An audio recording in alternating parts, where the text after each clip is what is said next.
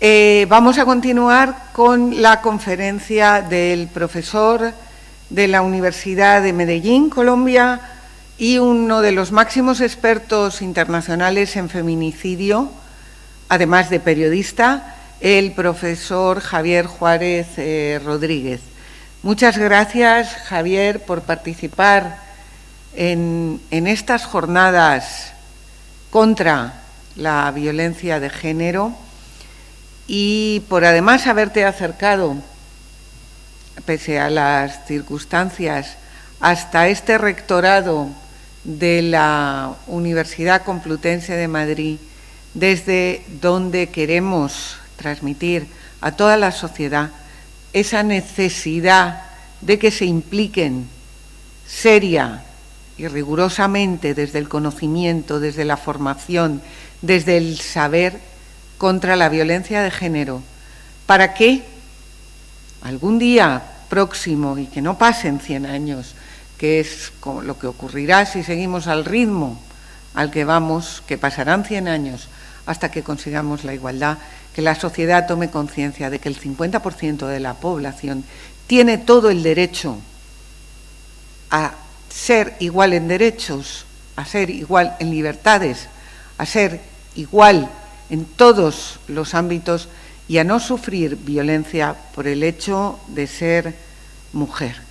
Gracias, Javier. Tienes la palabra porque además este tema sobre el que hoy nos vas a hablar, que es el de las masculinidades, es fundamental. Nada cambia si los varones consideran que deben continuar en su lugar de privilegio y no se aproximan a esos espacios en los que hay que deconstruir una masculinidad que ejerce el poder y que sigue manteniendo la violencia. Muchas gracias.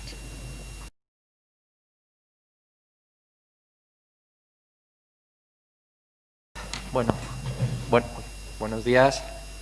Gracias a los que estáis aquí, a las que estáis aquí, a las personas que están al otro lado. Y bueno, las gracias os las tengo que transmitir yo por darme esta oportunidad, además de estar hoy 25 de noviembre, pero también con la posibilidad de estar pues con todos los ponentes, todas las personas que hoy nos juntamos aquí para analizar, y no solo analizar, sino también en la medida de lo posible aportar humildemente propuestas para que, como decía la doctora Tajahuerce, no tengamos, que llegue el día en el que no tenga motivo el celebrar este 25 de noviembre. Hoy, lastimosamente, tenemos que hacerlo, es una obligación, como vamos a analizar hoy, como comentaba Isabel, además, es una obligación en la que el otro 50% de la población, que lamentablemente somos, como ha analizado Miguel Lorente en su exposición, somos los victimarios, somos los grandes causantes de que hoy tengamos que reivindicar el 25 de noviembre. Y además, decía Miguel Lorente, hablaba de la cultura, hablaba del poder y hablaba un poco de esta situación actual en la que estamos ahora mismo. Yo, después de estar 5 años fuera, lo que sí he visto al volver el año pasado a España, que como dice Manuel Castel, estamos en una etapa de oleajes, de contraoleajes, de poder, de contrapoder, y creo que estamos en una etapa, y más con esta situación que analizaba de forma brillante Miguel Lorente, estamos en una situación de tremenda importancia, siempre lo es, ¿no? Y la lucha por la igualdad no admite un paso atrás y no admite despistarte, ¿no? Porque los derechos, igual que llegan, siempre le digo a mis alumnos, a mis alumnas, se van. Y si no estás atenta a esas circunstancias, te lo quitan. Y sobre todo, hoy quería dirigirme, bueno, a todos, ¿no? Pero muy especialmente a la gente más joven. Muchas veces pensamos, yo cuando hablo con mis alumnas en la Universidad de Medellín, que estamos muy lejos físicamente, pero estamos muy cerca en otros aspectos, y si pusiéramos aquí a dialogar a una estudiante de la Universidad Complutense de Madrid y a otra estudiante de la Universidad de Medellín, pues tendría muchos puntos en común, a dos mujeres, quiero decir, dos estudiantes mujeres, de sus problemas, de sus temores, de a lo que se enfrentan, y estamos a 10.000 kilómetros de distancia, pero estamos muy cerca en esos aspectos. Y decía que estamos en una etapa hablaba Miguel Lorente de la cultura, Y creo que estamos en esa etapa, y decía muy bien, y quería enganchar esta primera intervención, bueno, primera y última, pero esta primera parte de la intervención, con ese concepto de la cultura, ¿no? De cómo el machismo forma parte de esa cultura, que no es una cuestión de actitud, y estamos en una etapa en la que se está cuestionando hasta lo más básico. Y creo que es momento para estar muy alerta porque, como os digo, no sabemos dónde nos va a llevar esta etapa actual. Se han conseguido muchísimos avances en materia de igualdad, nos queda muchísimo camino por hacer todavía, pero es que incluso esos pequeños avances que se han logrado están ahora en cuestionamiento. Y creo que es momento de que, sobre todo la gente más joven, reivindiquemos, ¿no? Y estemos alertas sobre esa situación, y dentro de la gente joven, los hombres, que es lo que quería, o lo que espero que en estos 40, 45 minutos que nos queda de intervención, por lo menos algo se nos quede ahí, sobre todo a los varones, a los hombres, que nos haga reflexionar. Yo llegué a este mundo, o cambié esa visión del mundo que tuve, hasta que empecé, por suerte, aquel día mi doctorado en la Universidad Complutense. Yo no tuve ningún tipo de formación en género por supuesto, en el instituto, ni en la carrera universitaria, ni siquiera en el máster. No tuve ningún tipo de formación en género, y fue con mi doctorado donde empecé a ver ese cambio. Y entiendo y sé, y soy consciente de que cambiar la visión del mundo, más cuando eres hombre, cuando sois hombres, implica muchas cosas. Pero es que no es cuestión de pensar si lo debes o no lo debes hacer, es que es una cuestión de justicia. Y la justicia, los mínimos de justicia no son negociables, son exigibles. Y creo que los hombres tenemos que empezar a replantearnos todo esto que hemos hablado durante estas 2 horas anteriores, ¿no? Esa situación que ocupamos y cuál es nuestro papel de cambio como agente de cambio necesario, imprescindible, para que esto no pase, para que se acabe de una vez por todas todos los tipos de violencia que, como aquí ya hemos adelantado, que existen en la actualidad contra las mujeres. Decía lo del poder. Claro, es fundamental que empecemos a analizar y a ver este posicionamiento en el contexto en el que estamos, y que la situación en la que estamos obedece a un mandato cultural en el que, como ha analizado Miguel Lorente, como ha adelantado Isabel Tajahuerce, los hombres formamos una parte privilegiada de ese sistema. Y somos la gran parte del problema, pero también debemos ser parte de la solución y del cambio. Y eso requiere unos esfuerzos, o bien, para que es esa etapa que os digo, estamos en una etapa de transición que no sabemos dónde nos va a llevar, y nos puede llevar al reforzamiento del propio sistema, del patriarcado, o por fin a un cambio y a la consolidación de esos cambios, de las normas, de la normatividad que nos impone ese sistema patriarcal, sobre todo a las mujeres, pero que también, ojo, y eso es lo que quiero que hagamos una reflexión hoy también a los hombres que no estamos de acuerdo con esas normas que nos impone el patriarcado. También es restrictivo ese sistema patriarcal, porque te impone un modelo de masculinidad, y aquellos que no lo comparten pues se exponen a quedarse fuera del propio sistema, a ser excluidos de su propio sistema y esas normas de varones. ¿De acuerdo? Quería que viéramos que nos planteáramos hoy, durante este pequeño espacio que tenemos para compartir, que reflexionáramos sobre esa necesidad de deconstruir esos pactos patriarcales en general, pero sobre todo esos pactos culturales que nos damos desde esa masculinidad hegemónica, que nos impone también unos modelos, unas subjetividades de cómo ser hombre, lo que implica ser hombre, y cómo esos modelos de subjetividades se nos van imponiendo desde pequeñitos, desde que nacemos, incluso desde antes que nacemos, porque ya desde antes que nacemos ya nos van diciendo si eres niño o si eres niña, como te dicen, ya te van imponiendo unos modelos desde que te conciben de lo que debes ser, desde lo más pequeño hasta lo que somos al final, cuando somos adultos, ¿de acuerdo? Por lo tanto, tenemos que hacer un esfuerzo en general, ¿no? en transformar la sociedad desde la transformación de las mentes, y eso indudablemente pasa por una transformación de los modelos de masculinidad. Y para ello es fundamental que desde todos los ámbitos, ¿no?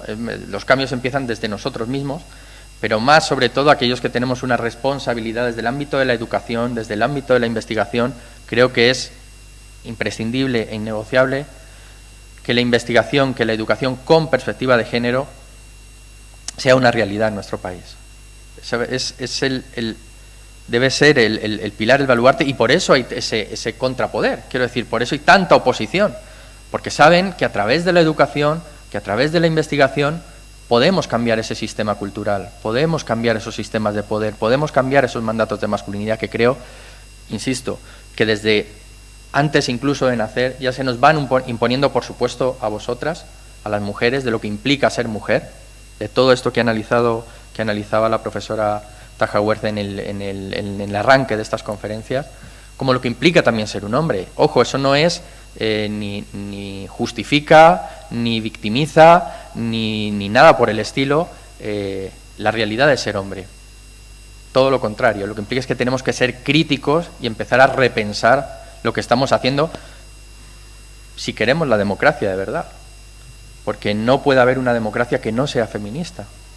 Y los hombres tenemos que ser aliados para que esa democracia sea realmente una democracia. No puede haber democracia si están asesinando a una mujer cada 3 días.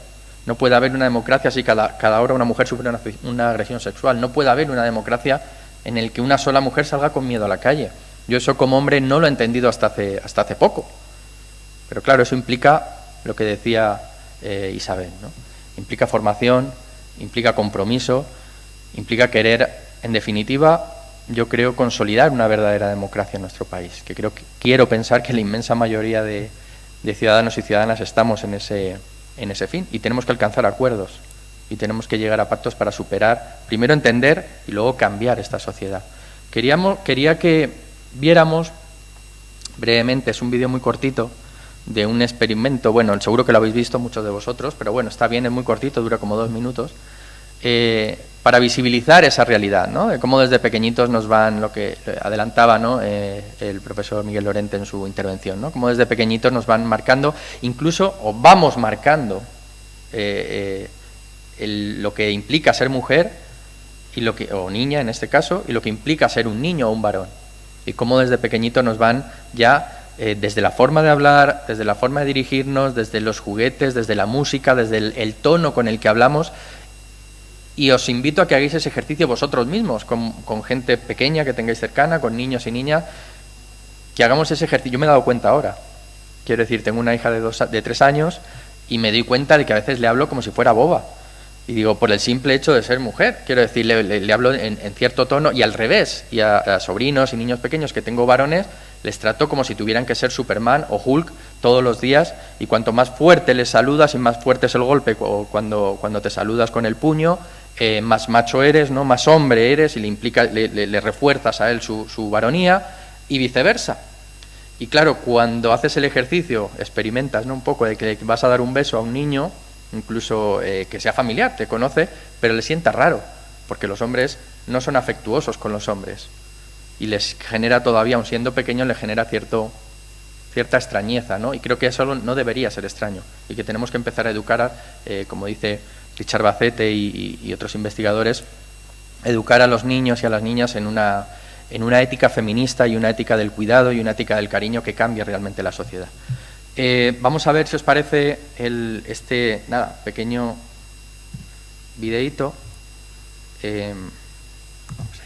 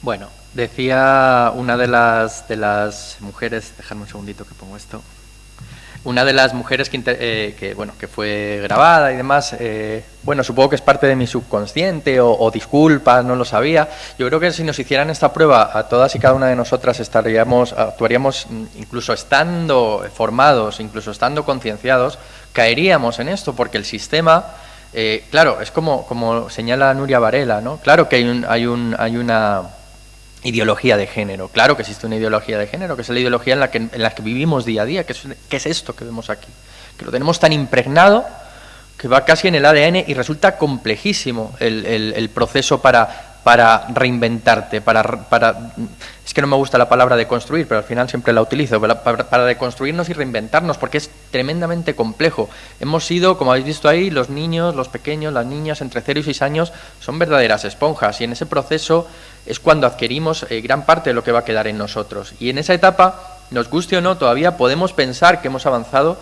pero os invito a que hagáis el ejercicio de que no es así. Y ahí radica la base y los motivos, muchos de los agentes que hacen que hoy estemos aquí.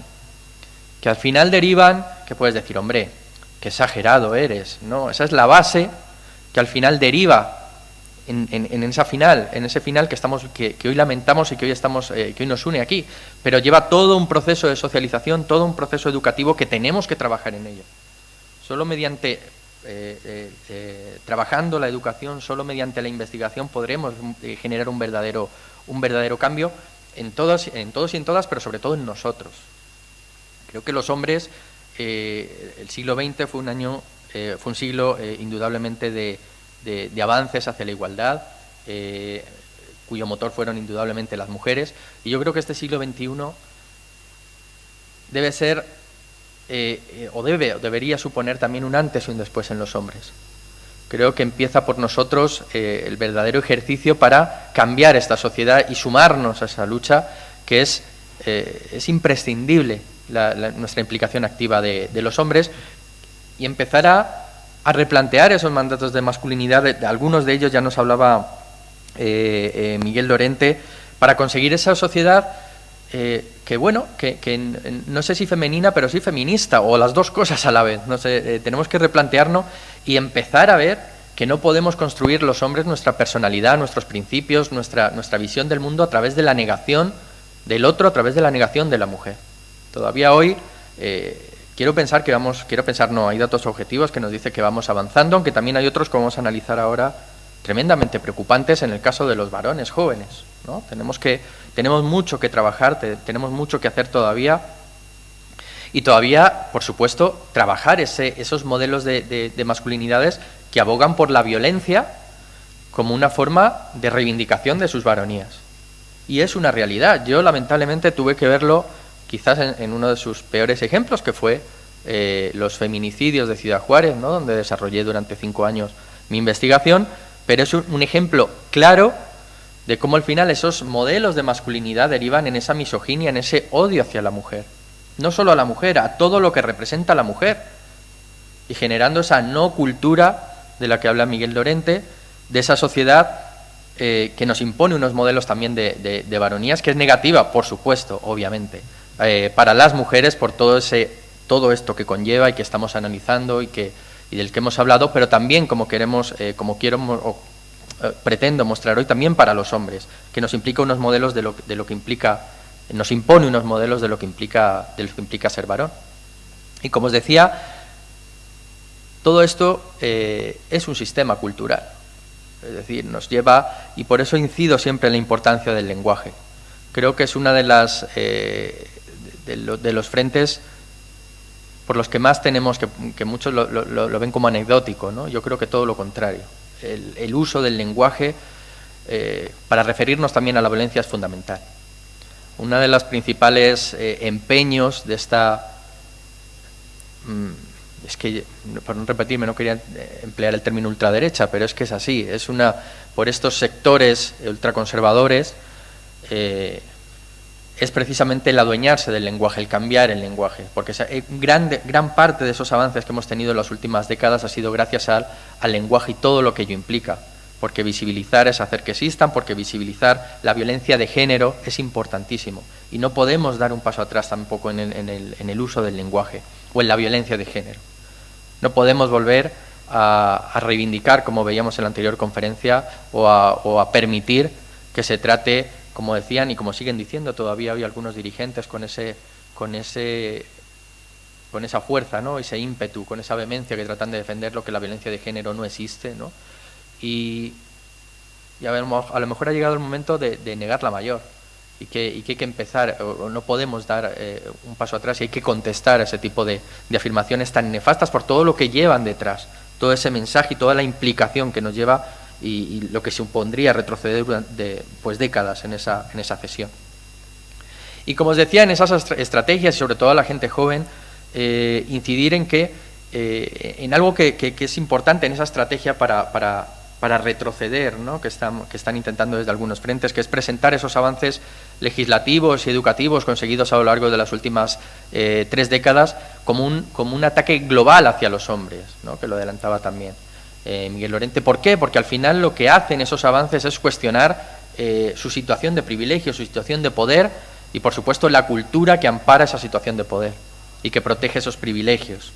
Y también desde algunos sectores que afortunadamente también se están respondiendo, como decía antes de esta mujer del vídeo que podíamos ver, como el famoso mito del gen guerrero, ¿no? No es que los hombres somos violentos por naturaleza, ¿no? Que es contradictorio, porque además dicen los mismos que dicen esto, que los hombres tenemos unos genes diferentes que nos hacen ser impulsivos y que sexualmente no nos podemos reprimir, y que todo esto al mismo tiempo dicen, por otra parte, que todo lo contrario, ¿no? Que es que nos quieren culpabilizar a los hombres, que es como un mensaje un poco esquizofrénico, pero es que no es así tampoco.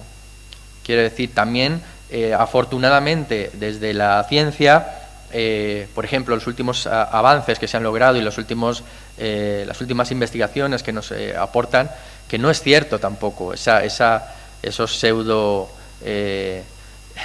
estudios que durante décadas se han proporcionado de que es que el cerebro de la mujer pesa menos, que es que el cerebro de la mujer está constituido de tal manera que, hombre, que es inferior sus capacidades intelectuales a las de los hombres. Afortunadamente, estos mensajes, hoy todavía recuperados y repescados de hace 50 años por diversos sectores, sobre todo en Latinoamérica, que vuelven a adquirir grande importancia, ¿no? Cuando ya están tremendamente superados, porque no es así. Porque el cerebro, como se ha demostrado, es plástico, y porque al final somos lo que vivimos y somos lo que aprendemos. Y que tenemos, y esa ya no es excusa, tenemos capacidad de reaprender. y de reinventarnos. El cerebro nos da afortunadamente esas posibilidades. Y bueno, quería incidir en eso, en la necesidad de cambiar esta educación ligada o enfocada a las masculinidades. Tenemos que hacer un especial esfuerzo desde los hombres en repensar nuestra situación, porque no es una cuestión de posibilidad. Como decía al inicio de la conferencia, es una exigencia. Es que los mínimos de justicia no se pueden plantear, es que los tenemos que exigir, y eso implica para los hombres también replantearnos qué papel debemos jugar, no solo con nosotros, sino también con las futuras generaciones. Es decir, qué modelos les estamos transmitiendo a la gente joven. Y eso nos implica a todos, periodistas, profesores, a la ciencia, todos nos incumbe esta lucha por la igualdad, que, insisto, no es negociable, es que no nos queda otra. Y no podemos tomarlo como algo, insisto, no es algo personal, sino que es un cambio de la cultura y un cambio de la mentalidad. Decía que muchas veces nos amparamos en que, bueno, esto es cosa del pasado, ¿no? Siempre estos discursos huecos, vacíos, que siempre nos presentan con unos argumentos también, unas frases fáciles que se quedan ahí, ¿no? Que bueno, que ya algunos, como Lorente, Octavio Salazar o Bacete analizan más en profundidad, pero los datos objetivos nos dicen que no hemos avanzado tanto y que nos queda muchísimo camino por avanzar, y más enfocado a nosotros, a los hombres. ¿Con esto estoy generalizando? No, ni mucho menos, solo que tenemos un problema. Tenemos un problema que tenemos que abordarlo. Ojo, y en este problema no vale la neutralidad. Sé que es complejo, claro que es complejo. Y sé que todos en nuestros ámbitos personales y diarios lo vemos, y muchas veces es más cómodo mirar hacia otro lado. Y que muchas veces en nuestro grupo de hombres, de varones, es mucho más sencillo reír a un comentario, a un chiste, a un hecho machista, sexista, homófobo, que no hacerlo y que plantarle cara. Pero es que ahí empieza el cambio también. Y creo que no es fácil, claro que no es fácil, pero tenemos que empezar, el que no lo haya hecho, a cambiar esas actitudes, porque el cambio empieza desde lo personal para luego poder pasar a más allá. Bueno, aquí tenemos algunos de los datos que os comentaba del estudio desde el Ministerio de Igualdad, que se hizo público hace muy poquito, hace 3 meses, 2-3 meses. Entre algunos de los datos que tenemos, que podéis ver ahí, bueno, ahí tenéis que el 71% de las mujeres nos decía, o sea, es interesante analizarlo, os invito a los que no lo hayáis hecho a verla, pormenorizar ese estudio, que es público y que podemos ver en la web del Ministerio. Os decía que casi 3 de cada 4 mujeres entre 16 y 24 años han sufrido o sufren violencia machista, que 1 de cada 3 mujeres ha sufrido violencia física, sexual o psicológica por parte de sus parejas o exparejas, o que el 6.5% de la población de mujeres ha sufrido violencia sexual. Ojo, y todo esto teniendo en cuenta que se estima que solo el 8% de las mujeres llegan a denunciar estos hechos, lo cual nos quiere decir que sí, indudablemente, hemos conseguido importantes avances, pero que nos queda muchísimo camino por avanzar y por andar, y que tenemos que estar los hombres en ese avance, no nos queda otra.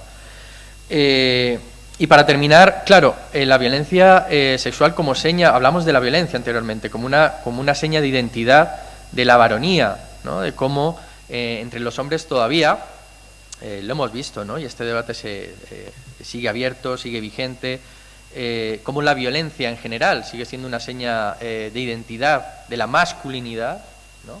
La agresividad sexual sigue siendo una violencia más. Y aquí quería hacer un inciso, sobre todo en la gente joven, de cómo en los últimos estudios, y hablando de violencia sexual, como adelantábamos en las anteriores intervenciones, hacer un inciso en la gente joven, que es un dato tremendamente preocupante. Es verdad, cuando siempre que expones estos temas, ¿no? De la violencia sexual, de la trata de mujeres, de la prostitución, bueno, siempre la socorrida frase, ¿no? Pero también los hombres, ¿no? También hay prostitución de hombres. Digo, sí, claro, hay prostitución de hombres, pero la demanda sigue siendo, la inmensa mayoría de la demanda sigue siendo de hombres.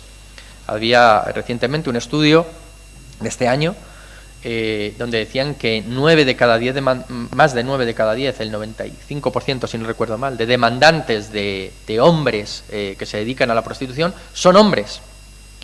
Y que además el 90% de esos consumidores se declaraban o se auto-identificaban como heterosexuales, a pesar de demandar prostitución masculina, ¿no? Es un dato que nos debe hacer reflexionar sobre qué modelos de masculinidad estamos promoviendo, insisto, sobre todo en la gente joven, donde los últimos estudios hay cierta tolerancia y bueno, y como vemos, demanda de la prostitución, y creo que es un tema en el que debemos hacer especial esfuerzo desde estos ámbitos para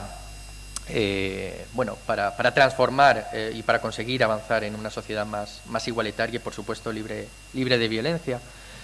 Y no olvidar también en esos modelos de identidad, en esas subjetividades, en esos imaginarios de varonías, ¿no? De cómo también la homofobia o la LGTBI-fobia sigue siendo una de las también, ¿no?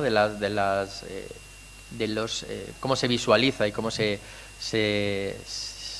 reproduce esos modelos de masculinidad, de masculinidades tóxicas. Yo le he llamado, o me gusta más ese fenómeno, yo le denomino de diaforofobia, porque al final los hombres nos estamos criando o educando a jóvenes basados en la negación, no en lo que quieren ser, no en lo que defienden, en sus modelos de masculinidades, sino en lo que no quieren ser y en lo que odian. Y eso además genera un sentimiento de rechazo a todo aquel que es diferente, ¿no? De diaforofobia, todo aquel que no obedece. Incluso el otro día lo hablábamos, ¿no? Un amigo en común que se pintó las uñas, ¿no? Él pues tiene su pareja heterosexual y demás, su mujer, tal, pero se pintó las uñas. Y claro, cuando él se fue, empezaron los comentarios, ¿no? Pues reprochándole, ¿no? ¿Por qué? Porque no cumplía esos mandatos que el grupo de hombres varones esperaba de un amigo macho, ¿no? De lo que implicaba ser un hombre. Y como era diferente o no cumplía esas normas que se marcaban en ese mini grupo, que es extensible a grupos más grandes, pues empezaba a tener un problema, porque todos empezaban a poner en duda su masculinidad y, por supuesto, su virilidad. Y eso en un grupo marcado o sustentado únicamente por varones heterosexuales, pues generaba un problema en el grupo, porque también ponía en cierto modo en duda la masculinidad del resto. Y eso tenemos un problema, que cualquier cosa nos sentimos agredidos en nuestra masculinidad o virilidad cuando no cumplen los mandatos que se espera, ¿no? de esa masculinidad. Y para acabar, sí incidir en la necesidad, acabar como empezábamos, ¿no? Reivindicar y recordar que estamos en una etapa, una etapa compleja, que no sabemos dónde nos va a llevar. Analizaba muy bien Miguel Lorente la situación actual, ¿no? De todo lo que ha supuesto este año 2020. Todavía es pronto para situarnos con cierta perspectiva, para poder analizar todo lo que ha pasado realmente en este año tan duro, en todos los sentidos, pero todavía desde el ámbito de la igualdad, desde el ámbito de la violencia de género, yo creo que lo vamos a ver, necesitamos un poquito más de tiempo para verlo con perspectiva, pero los datos, que ya nos lo ha planteado Miguel Lorente, los datos objetivos son aterradores.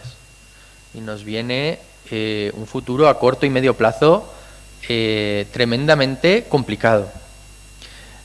E insisto, sobre todo a la gente joven, lo que os decía al inicio, ¿no? de esta conferencia. Los derechos no han venido de la nada. El hecho de que estemos organizando esta conferencia hoy no es gratuita. Quiero decir, ha habido cientos, miles de mujeres que han dejado su vida, literalmente, para que hoy podamos estar aquí. Y eso, muchas veces creo que la gente más joven, pues afortunadamente, no lo sabe porque no lo ha vivido, afortunadamente. Pero tenemos que saber de dónde venimos para poder plantear a dónde vamos. Y estamos en un momento, insisto, no quiero ser negativo, de decir, madre mía, qué panorama nos dibuja este hombre, mejor me meto en la cama y dejo la vida pasar, pero es muy complicado lo que nos viene.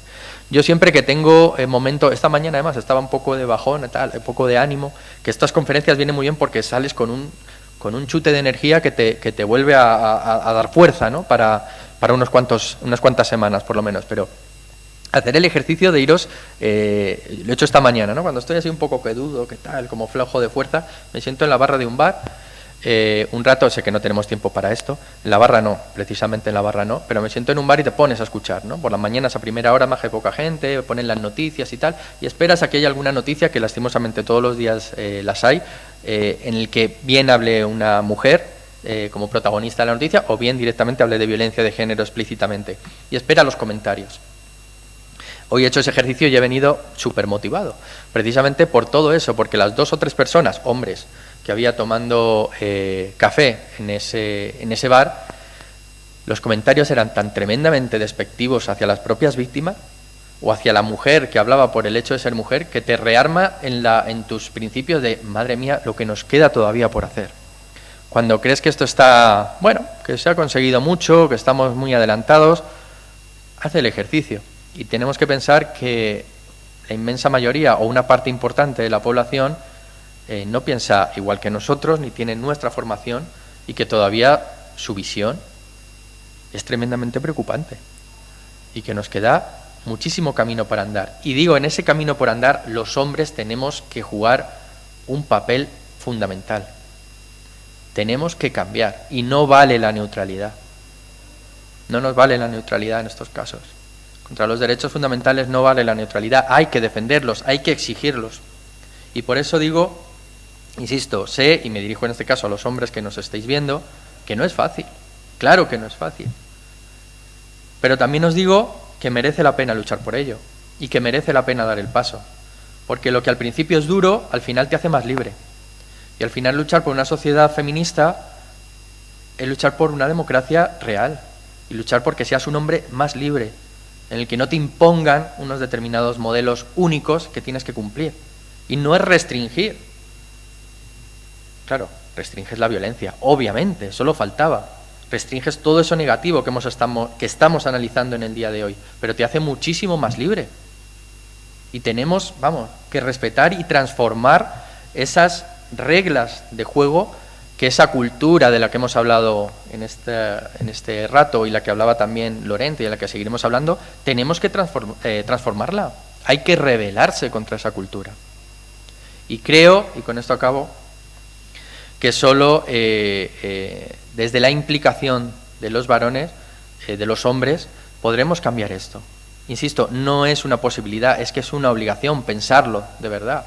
Sentaros en la sociedad, como dice Celia Morós, quien ama la democracia ama el feminismo, y a los hombres tenemos que ayudar, aliarnos para que esta sociedad avance y que ojalá algún día, lastimosamente, insisto, yo estoy un poco negativo, creo que no lo veré yo, pero que por lo menos mi hija o mi nieta no tenga que celebrar nada que celebrar el 25 o que conmemorar el 25 de noviembre porque no haya ni una sola mujer asesinada en nuestro país. Ojalá llegue ese momento.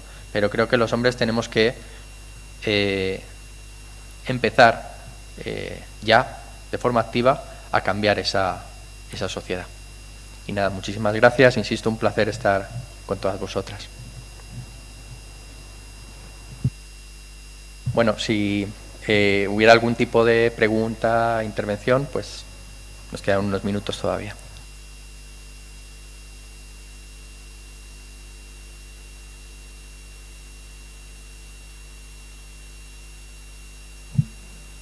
Pues intervendré yo. Vamos a ver, Javier, ¿tú crees? Porque a veces cuando se enfocan las masculinidades, ¿no?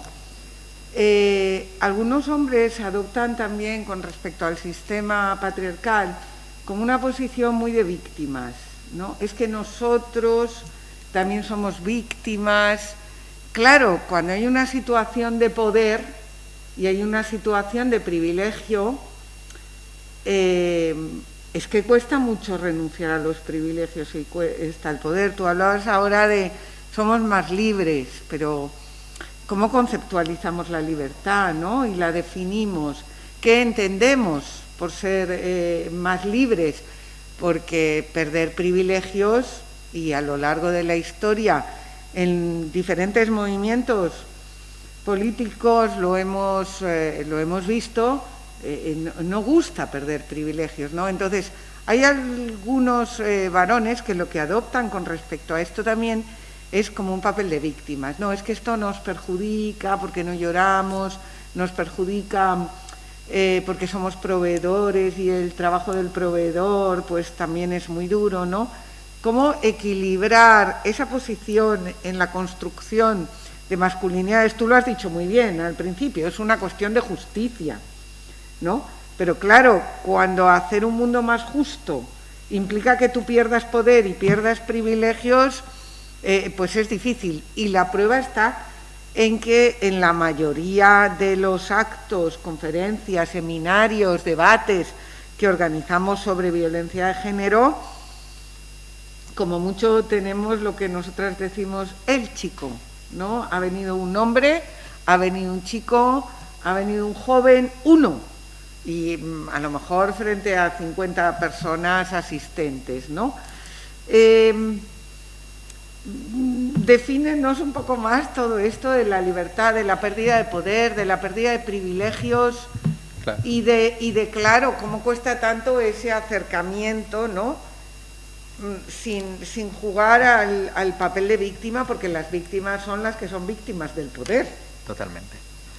Claro, ahí tenemos que ser tácticos y estratégicos. Los hombres que estamos o que creemos en ese cambio de la sociedad, y tenemos que afilar mucho nuestros mensajes porque, como tú dices, claro, te plantean esto, es que tú, bueno, sí, muy bonito tu discurso, ¿no? Pero al final tú me quitas unos privilegios y me quitas una situación con la que estoy por encima, estoy en una relación asimétrica, y ahí tenemos que ser muy agudos. Primero, buscar aliados. Yo creo, tenemos que ir buscando poco a poco aliados dentro de los hombres, y tenemos que ir transformando, no a los hombres, que eso siempre incido, o sea, no cambiar una parte para que... No, tenemos que cambiar el todo. Quiero decir, tenemos que cambiar el tablero, tenemos que cambiar las normas para que cambien esos hombres. Pero es verdad que para cambiar ese tablero y esas normas, y esas normas, y es la pescadilla que se muerde la cola, necesitamos que los hombres se impliquen. Y creo que ahí tenemos que ser estratégicos en cuanto a la búsqueda de aliados. Tenemos que... utilizaba Miguel Lorente, yo creo... No me gusta mucho el término posmachismo porque parece como que se supera, aunque he entendido, ¿no?, perfectamente lo que dice y de lo que habla. Pero tenemos que hacer un especial hincapié en que, como lo que tú comentabas, ¿no?, que es que no es negociable, que es que tenemos que cambiar la sociedad. Y no es cuestión de que yo quiera o no quiera, es que tenemos que cambiar la concepción de sociedad. Y eso yo creo que quiero pensar que hay una... no sé si mayoría, pero una gran parte de los hombres que pueden y quieren estar en esa lucha por la sociedad. Es verdad que habrá restricciones, habrá gente oleadas, ¿no?, como decía Castel, para reticentes a que esa realidad vaya avanzando, pero yo creo que la oleada es tan grande que los hombres tenemos que unirnos, o sea, no nos queda otra. Y también incidir, que sí es verdad que es un sistema de privilegios, nadie lo puede cuestionar, ¿no? Pero los estudios, y presentamos un avance, el propio Lorente, es que los hombres no somos felices. En el sistema actual, sí es un sistema de privilegios, pero no somos felices. Ni nos queremos a nosotros mismos, en el sentido de que ahí presentábamos los datos. ¿Cómo puede ser que el 95% de los presidiarios sean hombres? ¿Qué está pasando? O que el 98%, no recuerdo los datos que ha dado exactamente Lorente, pero están ahí, de las agresiones y los victimarios sean hombres. Agresiones sexuales me estoy refiriendo en este caso. ¿Qué está pasando? Quiero decir, al final, estos modelos, que es verdad que hemos tenido una situación de privilegio y de poder, no nos generan felicidad, que creo que al final es lo que buscamos todos en la vida, ¿no? En este ratito que estamos aquí, lo que buscamos es ser felices. Y los hombres no, en este modelo, no somos felices. Con todo el respeto. O sea, bueno, pero parece que lo habrá, no quiero generalizar de que es así. Pero parece que eso importa poco, no nos engañemos, bueno, porque si realmente fuese así, se haría algo por cambiar la situación, ¿no? Y sin embargo, pues se reproduce. Yo antes hablaba del tema de la prostitución porque sí, es una de las formas de violencia, sí, claro, más visibles, claras, explícitas, sí, y que, sin embargo, se invisibiliza en eso de es que son esas otras mujeres, ¿no? Esas otras mujeres que es que ya no tienen derecho a nada porque son basura casi, ¿no? Por definirlo, ¿no? Pero tú fíjate que en esta sociedad que supuestamente avanza, pues la industria pornográfica dirigida a varones, Sí, claro. La industria pornográfica está dirigida a varones y construye modelos, ¿no? Que fomentan la prostitución. Y cuando damos un salto y dice, no, vamos a ser más éticos, construyen robots sexuales que se manejan con un móvil, con todos los estereotipos de la industria pornográfica, de los mismos modelos de agresión sexual, de dominio sexual, etcétera, etcétera. Es muy complicado. Yo te veo muy optimista cuando dices que muchos hombres, ¿no?, están por este cambio porque no son felices, pero la realidad es que estamos reproduciendo con otras formas y otras apariencias constantemente, ¿no?, violencias, viejas violencias con nuevas formas.